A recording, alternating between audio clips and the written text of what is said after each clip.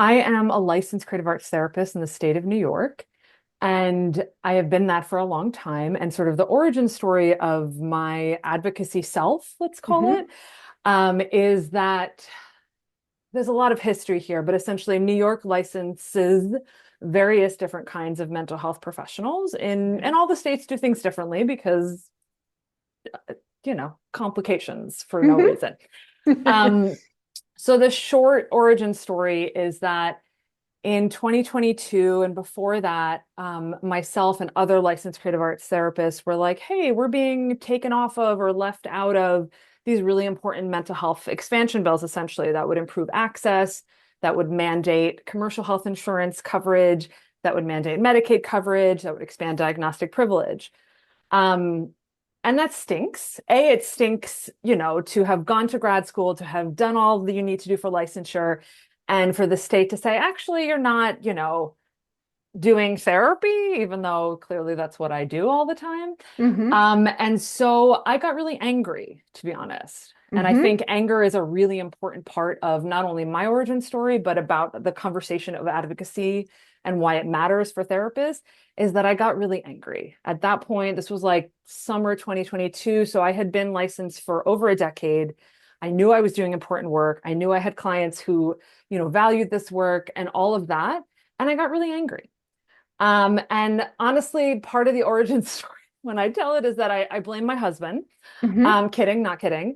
But I was sort of in this place where I was like, well, screw this. I'm going to go become a psychologist. And no shade to psychologists. I know a lot of really lovely psychologists. I don't want to be one. And Hmm. I also didn't want to go back to school for like another 5, 6 years. And so he said, well, before you do that, and he's known me a long time, so he's like, okay, Maya, before you do that, why don't you see if you can do something?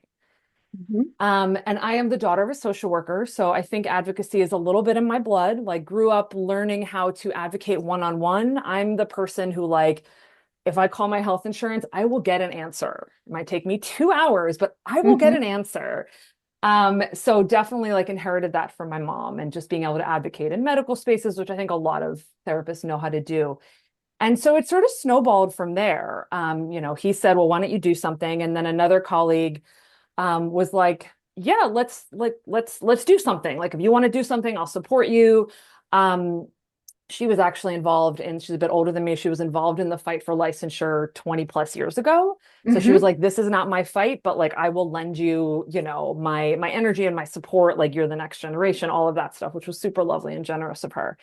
And then we started an advocacy coalition. And we've been pushing bills through in Albany, and we've hired a lobbyist, and we've had lobby days, and we recently turned this sort of loose coalition group into like a legit 501(c)(4) nonprofit, which, as you can imagine, was like a Hmm. huge That amount is of so, work. so much work. I know all Yeah. the things. Well, not even all the things. I know a lot of things now about creating nonprofits. Hmm. Um, but so yeah, I think that's sort of the bullet point origin story. And I think really what it comes down to and why I felt so called to, to respond to your call for looking for people to talk about stuff like this is that I could have collapsed at that moment.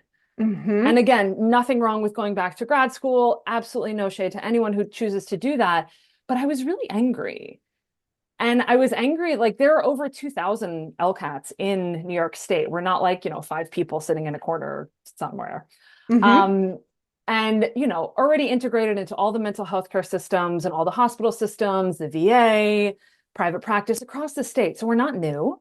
We were licensed at the same time as mental health counselors, marriage and family therapists, and psychoanalysts by the same law. So, like, Hmm. that makes me angry, clearly. Yeah. Still gets me a little worked up.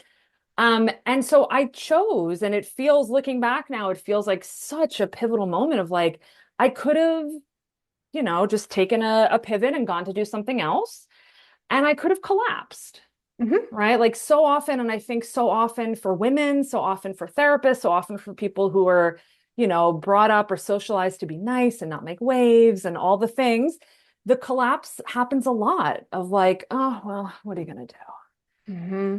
And I've done a lot of work over the years on accessing my own anger. just on a personal level and being able to Hmm. feel that that's okay to feel angry. It doesn't make me bad, doesn't make me wrong. And I've also done a lot of work with clients, around what if you're angry? What if you're actually, what is it like to feel angry? And as a creative arts therapist, to be able to really feel that and express it, to hear it in music, to see it on the page, to find a gesture, like all of that. And that Hmm. anger, healthy anger is embodied, it is powerful. And so it was really such a important sort of inflection point for me. And to be able to sustain since then, like advocacy does not happen overnight. It takes years and years, and we've had vetoes and we've had disappointments. But there is still this anger of like, this is not right. And I have some skills. I've never done advocacy on this level, like 100% never done advocacy on this level. Hmm. But I do have some skills that have helped me. I'm a good writer, I'm a good speaker, and I'm really, really persistent, which Uh-huh. double-edged sword sometimes. Yeah. But it has helped me really feel more into my own power. Yeah. Yeah, it's interesting because as I'm going to just generalize, as women, we're often very afraid of our own anger. And what your anger has done for you is really like empower you and make you feel more capable and Yeah. impactful and just powerful, which is often what it does. Right? And it's like, are Yeah. we actually afraid of the anger or are we afraid of the good things that come from it? Who knows?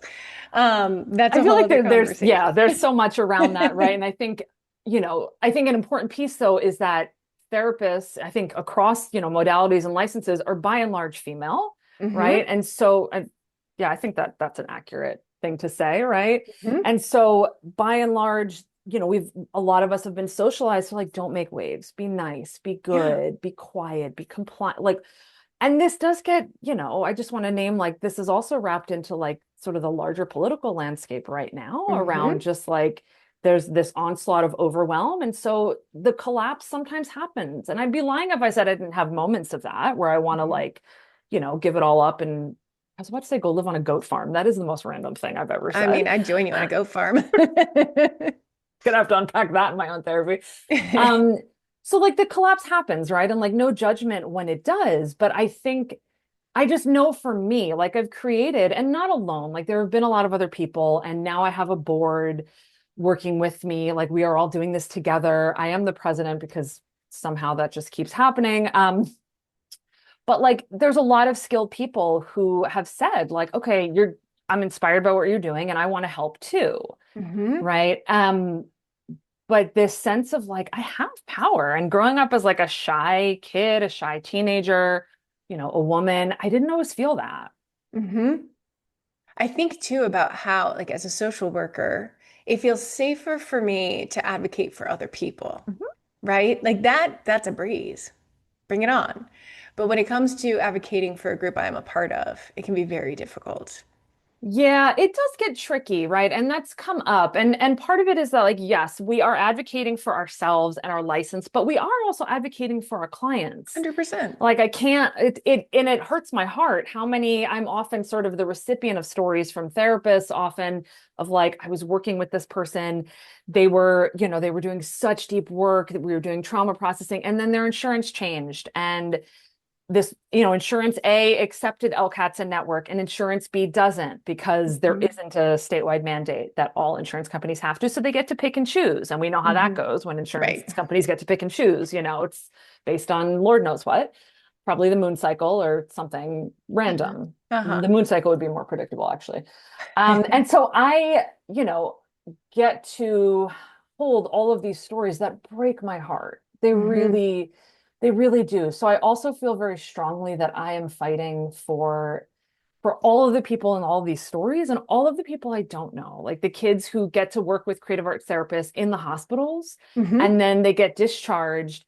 And if their parents can't pay privately, most of the time they lose access to this therapy. That's the only thing that's been helping them in Hmm. inpatient psych, in, general medical settings, like all over the state. And it's so yes, there is a piece of like fighting for all of these people who I don't know, fighting for improved mental health care access for all New Yorkers because we need it, right? Like Hmm. regardless, the wait lists, regardless of license or modality, wait lists are still too long. Um, but yeah, also it is personal, right? And sometimes when there is, when we've had bills get vetoed and stuff like that, it is hard not to take it personally.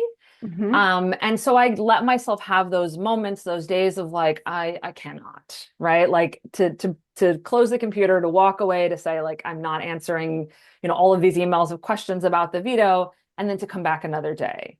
Hmm. And there's power in that and being able to give myself the space, Yeah. and to separate out a little of like, I am not going to let Albany define the quality of work that I do or how I feel about the work that I do, because that is just a really slippery slope. Hmm. Yeah. I mean, you've taken on a lot with this. How are you balancing it with your practice? Excellent question. Um,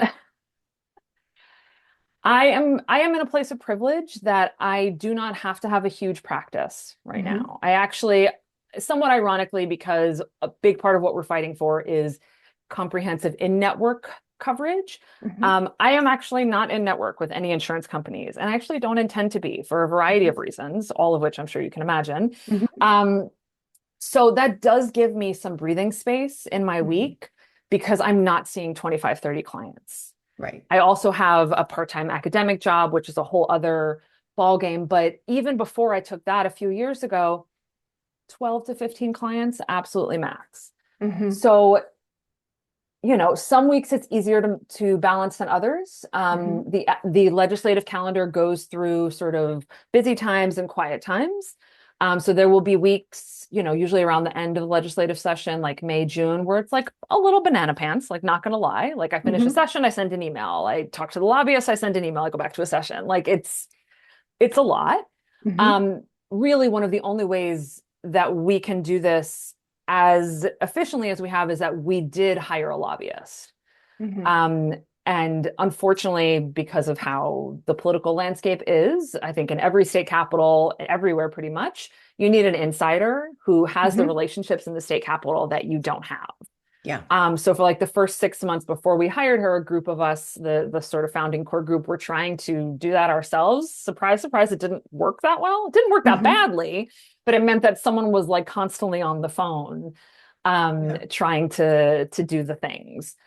So that is a big part of it, right? She's our eyes and ears on the ground in Albany, and she has been doing this for a long time. So she has relationships that I can't even dream of and understands how all of these processes work. Because I understand how a bill becomes law, but it Hmm. has to go through various committees and there's, all of that stuff. So that's a big part of it. Hmm. And then some weeks I just sort of accept that there really isn't a lot of balance. Hmm. And I just, now that I've done this for a few years, I know that it'll come back out the other side. Like it might be a little crazy for 2, 3 weeks. And then, I give myself a week or two without doing anything aside from like the most vital, like important stuff. So Hmm. recognizing that there are seasons to this, and things do wax and wane, sometimes depending on the day, depending on the week. Hmm. How have y'all raised funds to be able to hire a lobbyist? Really grassroots fundraising. Like we Hmm. have people, both in and outside of the community of licensed creative arts therapists who have given like lump sums, which we're grateful for, and then also those who give small amounts of money every month. And that really helps. Hmm. We definitely are not I don't think there are any wealthy nonprofits. That sounds Right. inaccurate on multiple levels. Hmm. We run close to the wire, financially, and that's something that we're working on now that we, have formalized and legitimized ourselves more. The nonprofit formation really happened in the past couple months. So Hmm. that's been incredibly busy. So we're hoping to now be able to apply for some grants or to set up a more robust fundraising structure, things like that. All of that takes, more people than me and lots of concerted time and effort, but I think we'll get there. Hmm. How do you reinvigorate yourself when you go through those periods of like, oh, it's all so much? Um, yeah. So sometimes I just let it be so much. Hmm. Like I have had moments and where I crash out for the night or for the day. Like, not ideal, but I know usually when I let myself just sort of like totally crash out, that I never stay there for long. That's just something that I know about myself. Certainly Wait, not wait, you mean everyone's if the we feel same. our feelings, they don't stick around forever? It's wild, right? Yeah, I mean, So yeah, I let myself feel it. I listen to angry music or sad music, or I hug my dog, or I go take a nap, or I combine all three, and it passes, right? Hmm. And I've had moments where I'm like, I'm not sure I can do this anymore, and they pass. And I know that, if a day comes where like it doesn't pass, okay, that's something for me to look at. Hmm. But yeah, just letting myself move through it, trying not to put on a face of like everything's fine. It's like, no, this is really disappointing. But the Hmm. thing about advocacy, and I think, to pull this back to be like any kind of advocacy, is that the powers that be want you to give up. Hmm. Systems that are in power, and we could think of systems in so many ways, but systems that have power want to retain power. I think Hmm. that's sort of one of those like tale as old as time things. Right. And so when I think about that and when I feel into that, there is this sense of they, and sometimes it's a pretty often a nebulous they, right? I don't like focus it on just like one person usually. They want us and me to give up, Hmm. right? And we again, like that's advocacy in general, right? Any kind of advocacy. The systems in power want the little voices, the community-based voices, the little voices to just give up and go away, Hmm. right? And sometimes, sure, it would be easier to do that. But, and I think this is where my sort of innate stubbornness and persistence comes in, right? Of like, I don't want to do that. This is going to take time. It took time for us to get here, and it's going to take time for us to get away from here. Hmm. And again, that's true of like any kind of advocacy, right? Like I'm finding myself so inspired, with what happened the past weekend down in like Selma, Alabama and stuff, and so Hmm. many activists coming together to say like this is not okay. Like rolling back voting rights that Hmm. people fought and bled and died for is not okay. And we're not going like quietly into that night. And so I feel like that's a big piece of it of like, yes, this is hard. Any kind of advocacy is going to be hard. And again, like definitely in a privileged place in my life where I'm not struggling like to feed myself, to feed my family. Earlier in my career, I would not have had the same time and bandwidth. Hmm. Absolutely not. And so there is privilege here, and I'm aware of that. And it allows me to have the time and space most days to do something. And again, not doing this alone. Um, and also to say, to be honest with myself and with the community of like, this is hard and change doesn't happen overnight. And we need to, and especially because I'm mostly speaking to groups of therapists by and large, and the people who love them and are in their worlds, this sense of like, this is what we do for our clients, Hmm. right? We across, I think, different, populations, ages, needs, we try to help them access their own agency. Whatever that looks like with the goals, whatever that looks like clinically, I think a big piece of therapy is agency and power and belief in yourself. Like this is what we're trying to do for clients. Hmm. And we have to try to remember that we know how to do this not only for ourselves, but also in this advocacy work for them, right? It's just this bidirectional relationship that just keeps going and going. Yeah. It's interesting. Like your what you said about bandwidth, I think about how as we're farther along in our careers and we feel less green and we feel like we're not doing a good enough job and we have to keep learning and things like that. Once we're kind of like not settled, not that it's easy. I mean, maybe it's easy. Like maybe sometimes it's just easy and that's okay. But that does give us more space to be able to take on these big things Yeah, that can make a huge difference for the field. What is totally. it that the legislators are not? Why are they holding back? Why aren't they just like, oh yeah, that makes sense? That is the million-dollar question. Politics are complicated, and Hmm. so that's the understatement of the century. What happened was in the space of time between when we got licensed alongside mental health counselors, marriage and family therapists, and psychoanalysts, and when all of this happened, we did not, LCATs did not have a lobbyist in Albany looking out for our interest as a field. And a lot of, to, you know, bullet points, a lot of like misinformation got into the water that we're not, legit psychotherapists and we're not doing all of that, even though it's written into the law. Hmm. Don't get me started on that. And so there are a lot of, we just didn't have a presence in Albany at all. And Hmm. so our lobbyist likes to remind us that every time we go to Albany and we have a lobby day, people come from all over the state and we have conversations with legislators, with their staff about like, hey, this is what I'm doing. This is who I'm working with. This is the difference it makes. all of those positive interactions have this cumulative effect. Hmm. So, and this happens in advocacy. There are bills in Albany and in every state house, I am sure, that get passed by the legislature year after year and then get vetoed for one reason or another, some of which are stated and some of which aren't. Hmm. In our case, the governor keeps saying that this has to be done via the budget process and not via a standalone bill. So that's what we're actually currently in process of trying to do. Hmm. And as you can imagine, the state budget is billions of dollars, and we're just like the tiny little snippet. Right. And even still, people fight for things in the budget for 10 years. There was a law that got passed and signed, finally, I think it was last year, to reduce speed limits in New York City. And it took about a decade. And and it took parents of kids who were killed by speeding drivers on TV constantly crying over their dead children Wow. for that to like it's Hmm. just that should have happened the next day in my opinion. Right. Like it should have never been an issue to begin with, but it should have happened the next day once kids started literally getting killed by speeding drivers, and it still took a decade, Hmm. which is sad on so many levels and sobering, and also a reminder that like nothing that is worth fighting for happens quickly.